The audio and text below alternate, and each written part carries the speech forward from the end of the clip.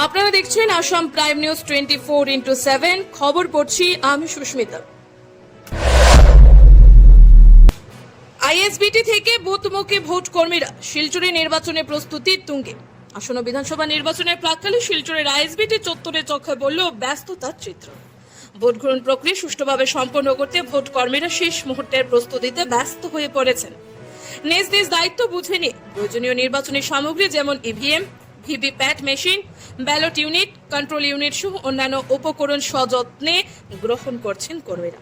প্রতিটি সামগ্রী সঠিকভাবে যাচাই বাছাই করে নেওয়ার পর নির্ধারিত ভোট কেন্দ্রের উদ্দেশ্যে রওনা দিচ্ছেন তারা। প্রশাসনের পক্ষ থেকে নিরাপত্তা ও শৃঙ্খলা বজায় রাখতে নেওয়া হয়েছে কড়া ব্যবস্থা। পুলিশ ও আধা সামরিক বাহিনীর নজরদারিতে পুরো প্রক্রিয়াটি সম্পন্ন হচ্ছে।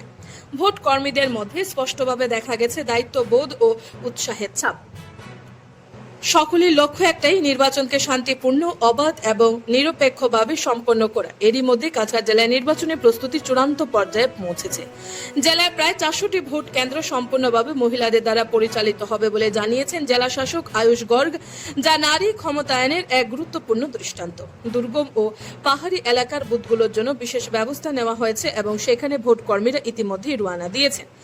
প্রশাসন, নির্বাচন কর্মী ও সাধারণ মানুষের সম্মিলিত প্রচেষ্টায় 9 এপ্রিলের গণতন্ত্রের উৎসবকে সফল করে তুলতে এখন সর্বত্র জোর তৎপরতা। Bureau report, Assam prime news 24/7।